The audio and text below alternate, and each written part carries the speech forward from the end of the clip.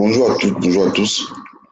J'espère que vous allez très bien. Bienvenue dans la revue de marché hebdo du CBT. Alors, c'est vrai qu'il y a très longtemps que nous avions fait une revue, la revue hebdo qu'on faisait il y a 2 ans. On avait arrêté pour les séances de coaching live avec les étudiants. Alors, nous allons reprendre les revues. Nous allons reprendre également le Good Morning Market qu'on fait chaque matin. Alors, la semaine prochaine, il y a la formation du CBT Burkina. D'accord, le centre béninois de trading au Burkina, le vrai, d'accord, le vrai, pas la photocopie, qui va commencer demain, soit à 19h à l'hôtel. Alors, la semaine prochaine, il y aura pas trop de revues. On fera quand même certaines revues quand on pourra et puis quand on aura un peu le temps. Mais après cette formation, alors nous vous rassurons vraiment qu'il y aura chaque jour des revues, y compris les revues hebdo. Nous allons également reprendre avec les coaching live avec les étudiants chaque samedi que vous aurez sur la chaîne YouTube et également sur notre page Facebook. Alors, je rappelle également que si vous avez des questions, si vous voulez des analyses, vous nous écrivez par exemple. D'accord, vous intervenez également dans le canal Telegram dont vous avez le lien juste en dessous de la vidéo. Alors, sans plus tarder, nous allons commencer. Nous allons commencer avec le DSY. Le DSY ici, comme vous le voyez, le DSY a cassé son support haussier. Je vais augmenter un peu l'épaisseur. Alors, j'irai d'abord en D1 pour vous montrer le support haussier dont je parle. Alors, il s'agit de ce niveau qu'on avait tracé. Vous voyez, ça a cassé la semaine passée. Ça a cassé également ce support aussi qui passe par ces creux. D'accord, les premiers creux que nous avons eu ici. Alors, tout au long de cette semaine, nous avons assisté à un pullback. Vous voyez, une consolidation. Parce que la bougie qui avait cassé, comment appelle-t-on, le support et le support haussier et la zone de support horizontal. D'accord? Ici, c'est cette bougie-là. Mais le lundi, nous avons eu cette bougie, mardi, mercredi, jeudi, vendredi. Donc, nous avons eu une semaine de consolidation. Donc, de correction probable. Alors, techniquement, si nous sommes en 2 ici, on doit prendre une position, on doit chercher à vendre pour aller chercher le prochain objectif, donc notamment les 95-78. Après ce niveau, nous avons cette zone-là ici. Ça, c'est en D1, ça. Donc, nous avons la formation d'une nouvelle tendance baissière. D'accord? Nous sommes en train d'assister à la formation d'une nouvelle tendance baissière sur le dollar. Alors, le dollar est en train de dessiner une nouvelle tendance baissière, mais il faudrait quand même faire attention. Après cette accélération baissière que nous avons eue ici, il ne faudrait pas s'attendre obligatoirement en même temps à la continuation de la baisse, raison pour laquelle vous avez eu cette consolidation à ce niveau. Alors, comme je disais tout à l'heure, de faire attention, c'est par rapport à la zone que vous avez ici. Si le prix repasse au-dessus de cette zone, alors il faut vraiment faire attention. On risque d'aller chercher la résistance baissière que nous avons tracée ici. Donc, raison pour laquelle je suis venu vous montrer d'abord la cassure que nous avons eue le vendredi surpassé. Alors, je reviens en H4. Alors, en H4, voilà. Vous voyez, le prix revient dans la zone, au niveau de la zone ici. Ça n'arrive pas à casser. Donc, c'était normalement un point d'entrée à la vente. Donc, en temps normal, on doit chercher à prendre une vente. Maintenant, je vais essayer d'utiliser les retracements de Fibo pour le mouvement que nous avons eu ici. Parce que ça peut retracer. Voilà. Donc, vous voyez ici, ce sont les 23,6% voilà, qui ont freiné le prix. D'accord? Ce qui nous intéresse, comme vous le savez très bien, ce sont les 50% à ce niveau, d'accord, et les 61,8% à ce niveau.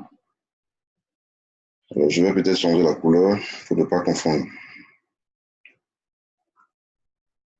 Je vais mettre ça. C'est trop. Bon, je mets ça en bleu. Ici aussi, je mets ça en bleu. Donc voilà. Les 50%, les 61,8% sont à ce niveau-là. Je crois que j'avais bougé ça un peu. Voilà. Voilà. Donc ça correspondait même à un ancien support devenu résistance. Donc si ça passe au-dessus de ce niveau, alors on risque d'aller chercher les niveaux. Donc vous avez d'ailleurs même ce support aussi qui avait été cassé. Donc le prix ira rebondir sur ce niveau-là. Donc ce qui fait que, c'est vrai, ça a cassé. Nous avons une petite consolidation au cours de la semaine. D'accord? Mais avant de vendre, déjà même on pouvait vendre depuis ce niveau. Vous avez vu ça rebondir ici. Alors, on peut quand même chercher un petit niveau. Pas prudent, c'est pas prudent. Sinon, en temps normal, on peut prendre en même temps la vente. Voilà. Ce petit support haussier, attendre la cassure pour pouvoir prendre la vente. Là, ça va nous former un petit triangle ascendant. Donc, mais si ça passait au-dessus, là, il n'est pas impossible de prendre une correction, d'acheter pour aller juste pour prendre une correction. Donc, il faut faire vraiment attention. Ce n'est pas que nous voulons acheter pour prendre de grands mouvements, mais juste pour aller chercher d'abord la ligne là. Vous voyez, ça va coïncider avec les 50% de retracement de Fibo. Puis, nous avons également les 61,8%. Je vais peut-être ajouter Shimoku pour que vous puissiez bien voir. Vous voyez, ça correspond au plat SSB ici, les 50%. Alors, peut-être, j'irai en D1. Voilà. Les 50%, si je dois tracer ça en D1 de tout le mouvement depuis ce niveau, cela les 50% ici, le plat qui vient du moins. D'accord, le plat qui vient. Là, ce que les deux lignes que j'ai tracées, si je les avais tracées en H4. En H4. Alors, bon, c'est vrai, il y a une petite confusion, puisque les 50% H4 ici correspondent au plat Tekken ici. Alors, vous savez bien que la Tekken, quand la Tekken est très loin du prix, c'est pas évident. Ça n'ira pas, le prix n'ira pas loin. D'accord, le prix n'ira pas du tout loin. Donc, c'est fini pour ce mouvement. Raison pour laquelle tout au long de cette semaine, nous avons eu une consolidation sur le dollar, étant donné que la Tekken est très loin du prix. Donc, il est fort pour voir qu'on assiste à un petit retracement, que le prix aille chercher la Tekken, ou que la Tekken vienne chercher le prix. En ce moment, vous avez vu, la Kijun est déjà à plat, le prix sera toujours en consolidation. Donc, il faudrait également s'attendre soit à une consolidation au cours de la semaine, d'accord, soit la Tekken vient déjà chercher les prix proposés peut-être le lundi ou bien le mardi, et puis là, on assistera à la continuation du mouvement. Voilà. Donc, je viens directement en H1 pour vous montrer. Donc, vous voyez, on a un petit range dans le marché en consolidation depuis ce niveau, depuis la cassure que nous avons eue, forte consolidation. Donc, on peut tracer ce petit range ici. Voilà. Avec la zone médiane à ce niveau. Vous voyez, donc ça vient au niveau de la zone médiane. Et puis, vous avez la zone médiane, c'est le plat SSB, plat Kijun. Plat SSB plus plat Kijun. Alors, n'oubliez pas que même dans un range, vous pouvez avoir des figures chartistes, comme ce que vous avez ici. Triangle ascendant. Donc, c'est un H1 que nous pourrons prendre la position si on doit chercher la continuation du mouvement. Donc, si ça casse pas le bas, on peut vendre pour aller chercher d'abord la bonne inférieure du range en H1. D'accord? Là, c'est full l'indice du dollar, hein, n'oubliez pas. Ce n'est pas l'euro USD, c'est l'indice du dollar. On ira sur l'euro USD et vous allez voir que c'est presque le même scénario. Donc, ça casse pas le bas, on pourra vendre. Mais si ça passe pas l'euro, là, n'oubliez pas le plan que nous avons établi en H4. Donc, ça ira chercher les 50% de retracement de Fibo H4 qui correspondront également au support aussi H4 qui avait été cassé, c'est-à-dire cassé ici. Peut-être un pullback réel sur le niveau. Donc là également, il faudrait vraiment surveiller. Donc le plan sur le dollar, c'est cela. Donc, si vous établissez déjà un bon plan sur le dollar, ça vous permettra de suivre et de ne pas faire des erreurs sur l'euro-dollar. Donc, je pars rapidement sur l'euro USD. Euro USD, vous voyez toujours en consolidation ici également. Là, je suis en H1, donc c'est presque la même chose comme sur le DSY, ça veut dire l'indice du dollar. Voilà. Donc, le nuage est à l'horizontale. Là, nous avons un range. Je vais tracer la zone médiane. Le plat SSB, plat Kijun. Voilà, c'est ça ici. C'est ça, voilà. Alors, ici également, vous allez voir là, nous aurons un triangle descendant. Voilà. Bon, à partir de ce niveau, on peut toutefois tracer quelque chose, ça va faire un triangle symétrique, mais il n'y a pas assez d'espace, donc je préfère laisser ça. Il n'y a pas assez d'espace pour la borne inférieure. Alors, avant de revenir sur le graphique H1, j'irai d'abord sur le graphique D1. D'accord? Je vais d'abord enlever Ishimoku et je vais revenir sur ça tout à l'heure. J'irai d'abord sur le graphique D1 pour vous montrer rapidement la configuration que nous avons sur l'euro-dollar. Nous avons eu ce biseau descendant. Vous voyez, on avait d'abord tracé cette droite qui passe par ce sommet. Parce que n'oubliez pas, le prix ne reviendra pas forcément sur les premiers sommets. D'accord? Comment appelle-t-on, sur lesquels la droite avait déjà passé. D'accord? Donc, nous avons ces trois premiers sommets ici. On a tracé cette première droite de tendance. D'accord? À partir de ce dernier sommet, le prix n'est plus revenu. Et à partir de ce dernier sommet, on a tracé une nouvelle droite de tendance. Là, le prix a rebondi sur ça. On a même tracé une autre droite. Bon, là, c'est déjà passé, j'ai laissé ça. Donc, actuellement, le prix a cassé. La deuxième droite qu'on a tracée ici, ça fait un pullback. Paf, c'est parti.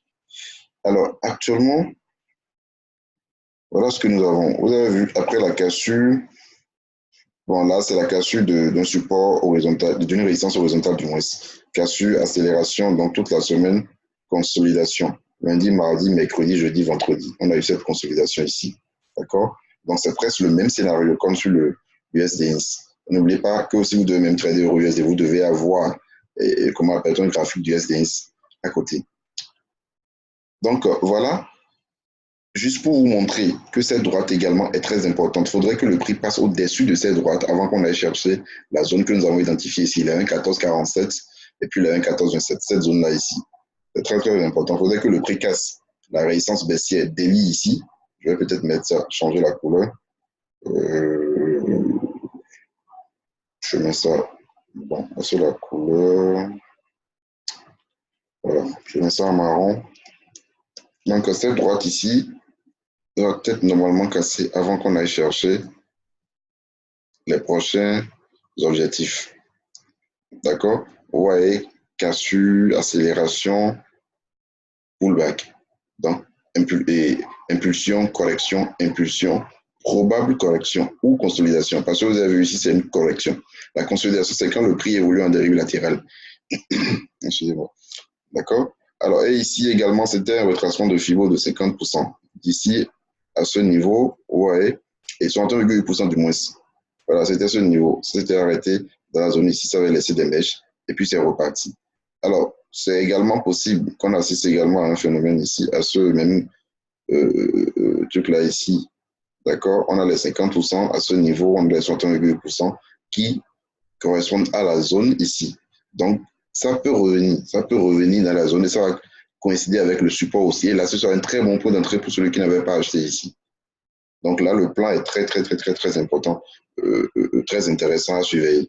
Si le prix arrivait à passer en dessous de ce niveau que nous avions tracé ici, d'accord, vous voyez de ce support, les 1,1346, mais c'est 1,1339, c'est 1,1340, je pense. Je vais revoir ça en H4. Si le prix avait à passer en dessous, là, c'est possible, on peut vendre pour prendre la correction, d'accord, mais pour d'abord aller chercher les 50, 61,8% qui correspondent à la zone ici. Donc, ce n'est qu'en dessous de ce support haussier qu'on peut assister à la continuation de la baisse de l'euro-dollar. Parce qu'avant tout, c'est toujours baissier. D'accord? La paix est toujours baissière. Voilà. Donc, il faudrait qu'on passe en dessous de cette zone et de ce support haussier avant de penser à vendre euro, avant de penser à la continuation de la baisse de l'euro USD. Sinon, c'est possible de prendre la vente ici. D'accord? Ça va faire un petit rebond de cette grande droite de tendance daily. Vendre pour aller chercher d'abord la zone et si cassure et clôture en dessous, ce sera une confirmation. Voilà. Alors, je reviens à l'H4. Donc, en H4, voilà ce que vous avez. Vous voyez, impulsion, correction, impulsion, consolidation. Donc, EURUSD, le plan est très simple et que nous allons surveiller également rigoureusement au cours de la semaine. Si le prix passe en dessous des 1,1340, comme je l'avais dit en D1, d'accord, là, on peut vendre.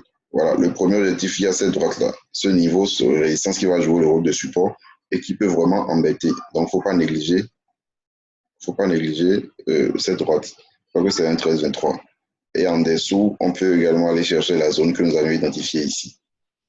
Voilà, donc c'est le plan baissier sur USD au cours de la semaine prochaine, ça. Si ça passe en dessous de ce niveau, on ira chercher les 1,1325 et puis la zone des 1,1254, 1,1264. En dessous, paf, on assistera à la continuation de la baisse sur euro-dollar. Voilà. Maintenant, le plan d'achat, très simple, vous le savez déjà. D'accord? Le plan d'achat, je vais même enlever ça. Le plan d'achat sera qu'on passe au-dessus de la grande résistance baissière daily que nous avions tracée.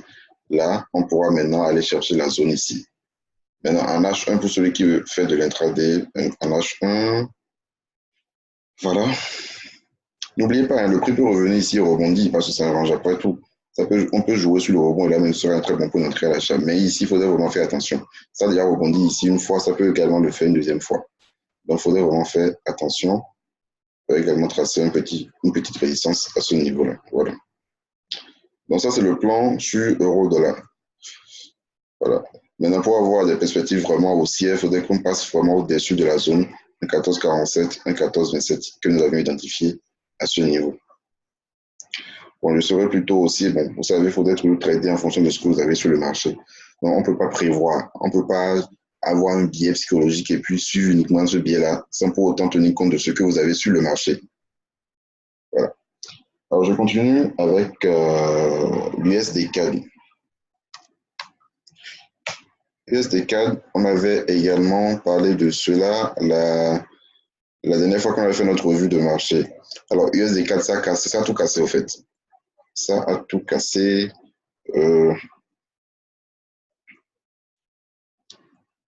Là, je suis sur le graphique journalier.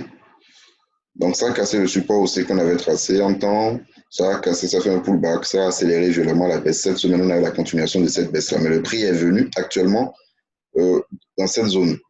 Vous voyez, ce niveau qui était une résistance, qui a joué le rôle de support ici et qui va également jouer le rôle de support ici. Donc, c'est très important. Je vais ajouter le RSI pour voir si on n'a pas une divergence haussière. En D1, on n'a pas une divergence haussière, mais nous sommes dans une zone de suivante.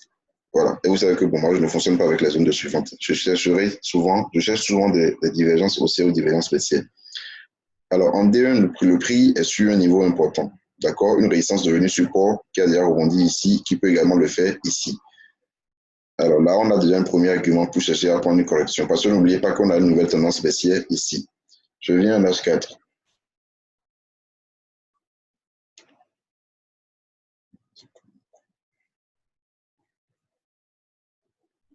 En H4, voilà ce que nous avons. Vous voyez, le prix a commencé par laisser des chandeliers de retournement. Les mèches que nous avons ici, les acheteurs sont en train de défendre cette zone.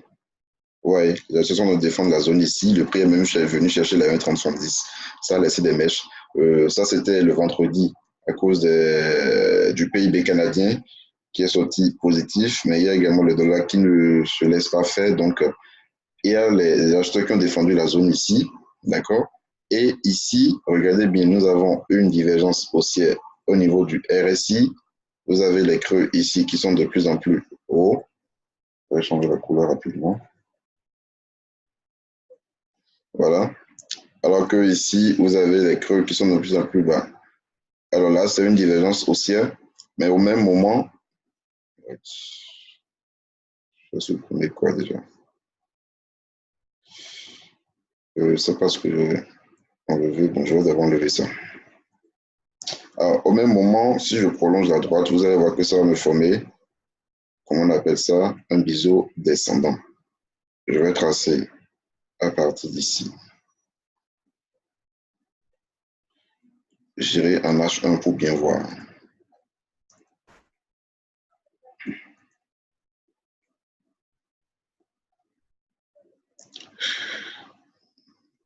Alors, j'ai un biseau. Même en H1, j'ai toujours la divergence haussière. Vous voyez, la divergence haussière est toujours active à partir de ce niveau-là. Les derniers mouvements ici, d'accord, me donnent toujours la divergence haussière. Là, le prix n'est pas encore passé au-dessus de la ligne 50. Au même moment, vous allez voir le prix va passer au-dessus de 50. Au même moment, vous allez voir que le prix va casser la résistance spéciale qu'on a eu à tracer à ce niveau. Voilà. Je vais bien ajuster les droites.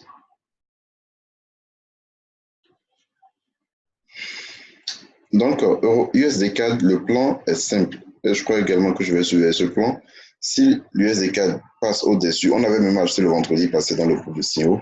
On avait voulu jouer sur le rebond. Heureusement, ça n'a pas touché le stop. C'est revenu au prix d'entrée. Alors, si l'USD-CAD passe au-dessus des 1,3031, parce que là, 1,3097, c'est-à-dire proche de 1,31, qui est un chiffre franc. Si l'USD-CAD passe au-dessus de 1,3100, alors là, on peut acheter avec un stop légèrement en dessous de comment appelle-t-on, de la mèche que vous avez ici. Donc, 43 pips. Là, bon, c'est un grand mouvement qu'on peut chercher à prendre. Je vais voir. Ah, c'est 33, risque 33% pour avoir 80%. Donc, c'est un très bon ratio, ça. C'est un très bon ratio. D'accord? Donc, n'oubliez pas également que c'est après une forte accélération baissière. Donc, ce sera probablement pour chercher un retracement. D'accord? Je reviens en H4 pour vous montrer. Ce sera peut-être pour chercher Voilà le retracement que nous aurons ici. Voilà, ici vous avez vu les 50%, ça correspond exactement aux 50%. Le niveau qui a été cassé ici. Et puis vous avez les 68% ici. Si je reviens ici, je vais vous montrer quelque chose. Ici, le prix a cassé, vous voyez, et est revenu exactement sur les 68%. Je vais vous montrer, voilà. Sur les 68%, et puis a commencé par chuter.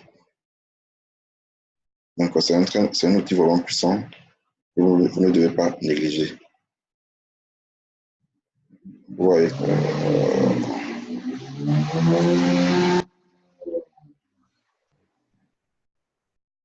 Donc le prix est venu ici, et puis paf, ça chute. Est-ce le même mouvement que nous avons ici? Probable. Probable. Donc le plan sur USD4, c'est cela. D'accord? L'achat avec un stop en dessous ici, mais il faudrait que ça passe au-dessus des 1,31. Au-dessus des 1,31. Donc là, on peut. Je n'aime pas trop les scénarios parce que vous ne pouvez pas deviner ce qui va se passer sur le marché, mais on peut, d'accord, établir ce plan comme ça. Donc, une correction, vous avez vu impulsion, correction, impulsion, correction, d'accord, pour aller chercher la résistance baissière ou peut-être mieux chuter après pour venir chercher, voilà, le support haussier D1, d'accord, la deuxième droite de tendance haussière en délit qui n'a pas encore été touchée. Donc, fort probable. Alors, n'oubliez pas, que ce ne sont que des scénarios. Ça peut ne pas se produire. Donc, c'est pourquoi il faut toujours avoir deux plans. Ça, c'est le plan d'achat, ça. D'accord? Plan d'achat, casse 1,31, on achète pour aller chercher cette zone ici, ce niveau. D'accord? Ça vient ici, ça rebondit, on peut vendre. Ça, c'est le premier point d'entrée à la vente, ça. Deuxième point d'entrée à la vente, et qui peut également se produire sans qu'il n'y ait cassure des 1,31, c'est que si le prix clôture en dessous des 1,3080, je vais voir, des 1,3066, ça veut dire 1,30, voilà, 1,3066, alors là, on peut vendre pour aller chercher la zone ici. Donc voilà, c'est le plan sur l'USD4. Je continue. Je vais prendre un peu de trop de temps. Je continue avec le 4JPY. 4JPY. 4JPY, on a surveillé ça au cours de cette semaine. Malheureusement, je n'ai pas envoyé le plan. J'avais acheté sur la cassure, mais je n'ai pas envoyé le signal dans le groupe de signaux, malheureusement. Parce que c'était peut-être épaule inversée. Vous voyez, épaule, tête, épaule, ligne de cou cassée, forte impulsion. Alors, même quand ça casse, c'est pourquoi il est toujours important d'aller sur les unités de temps supérieures avant de tracer vos droites. D'accord? C'est très important. Pour tracer vos droites de tendance, allez sur les unités de temps supérieures. Alors, pourquoi je dis ça?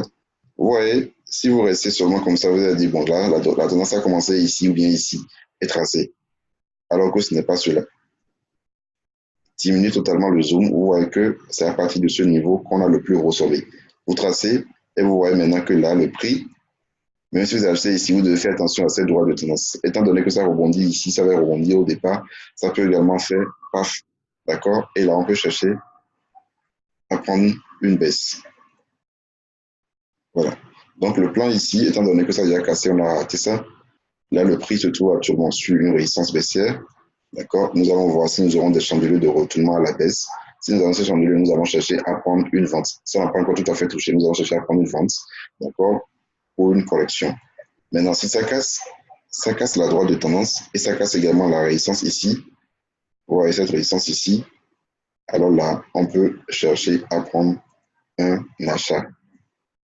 Donc, c'est un plan que je voulais vraiment vous montrer. Le 4JPY. Voilà. Je vais me mettre ça en couverture de la vidéo. Donc, voilà, le 4JPY. Alors, je continue avec Euro AUD. Ah, wow, Euro AUD a cassé, ça a cassé, ça a cassé. Ça a cassé le support haussier qu'on suivait depuis pas mal de temps. J'avais envoyé la vente parce que j'avais fait aller sur mon téléphone, je n'avais pas bien tracé la droite. J'avais envoyé la vente de jeudi passé sans pour autant regarder si ça avait vraiment cassé. Et puis c'est parti toucher le stop. Bon, ça n'a pas touché le stop, j'ai dit de fermer avec 30 pips de pète. Mais là, finalement, le vendredi, soit ça a cassé, c'est déjà en train de partir.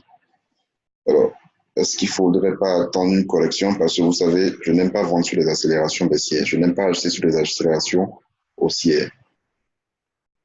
Je vais tracer une résistance baissière ici, voilà, et attendre attendre une correction pour pouvoir prendre la position à la vente. Sinon, même, on avait même déjà eu la correction. Après la cassure, vous avez vu, ça fait un pullback et puis ça part. Là, c'est un plan, un très bon plan qu'on suivait depuis pas mal de temps au CBT.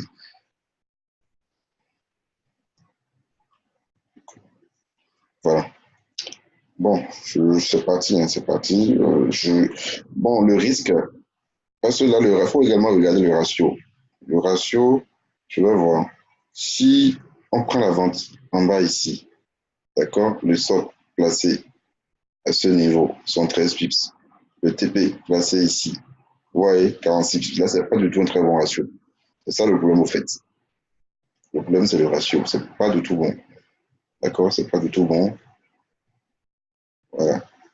Alors que, bon, on peut attendre une petite correction dans la zone ici et chercher à prendre la position. Voilà. Peut-être quelque part ici. Voilà. Donc là, ça nous fait 58 pips. Je vais voir. 60 pips de stock. Ici, 58 pips. Bon, non. 60 ici aussi. Donc ça nous fait, voilà. Là, 1 pour 1, un ratio de 1 pour 1. Là, ce sera très bien. Donc si le prix pouvait corriger et revenir jusqu'au niveau de 1,62, d'accord, 62,05, là, ce serait très bon pour la vente. Et là, c'est trop parti. C'est trop parti. Donc, c'est quand même un plan qu'on suivait depuis pas mal de temps. Voilà, c'est parti. Alors, ça peut également revenir ici. On peut ne pas prendre la position, ça va revenir avant de corriger. Et là, on peut chercher à prendre ça. Donc, nous allons également suivre ça au cours de la semaine. Donc, je vais finir avec le gold. Le gold est en train de former un M. D'accord? Le gold est en train de former un double top. Je viens.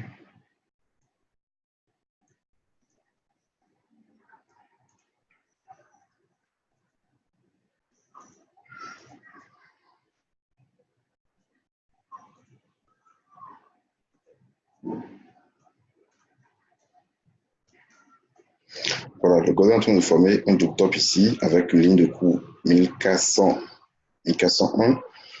Voilà, il faudrait faire attention hein, parce que le gold est très, très, très volatile. Maintenant, je vais quand même vous montrer également que c'est un niveau très important, niveau weekly. Ouais, c'est un niveau hebdo qui a été touché ici.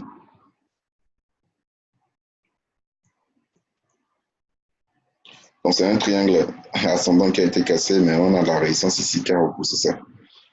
Il n'est pas impossible de prendre la vente hein, en H1. Voilà, le plan que nous avons établi tout à l'heure avec le M pour juste prendre une correction. D'accord, je vais ajouter chez nous pour pouvoir. Vous voyez, Tenken Kijun très loin du prix. Voilà, forward correction. Je viens là en D1. Voilà également, vous voyez, étoile du soir que ça a laissé, mais il faudrait que ça passe en dessous de la zone ici pour qu'on puisse vendre. La zone là représente la ligne de coup. H4. Alors, le nuage est en train de se mettre à plat pour voir formation de range, nous allons surveiller. Mais quand toujours est-il qu'avant de vendre le gold, il faudrait que ça passe en dessous de la zone que nous avons ici. D'accord, 1400, 1401. Voilà. Puis H1 finalement, carrément l'orange. Voilà.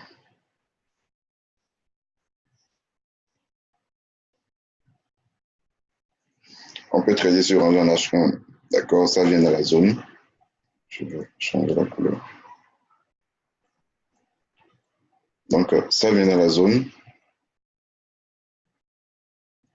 En bas, on achète. D'accord, en bas, on achète. En haut, on vend. On peut suivre suivant. Je vais voir là ce que ça a formé un triangle descendant. Oui. Oui, ça peut, je fais qu'au parti tester, nous allons vendre avec un plan comme ça.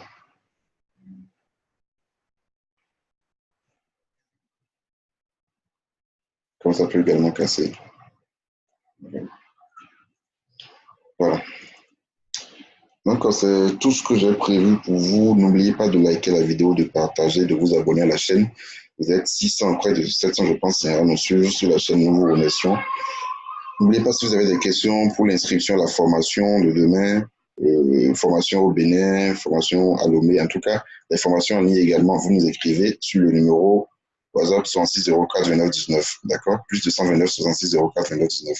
Allez sur notre chaîne, non, sur notre page Facebook, voilà, nous envoyons des plans. Vous avez le lien du groupe Telegram juste en dessous de la vidéo également. Là également, vous aurez vous intégrez le groupe, c'est gratuit, vous aurez les analyses chaque matin envoyées par mes collègues.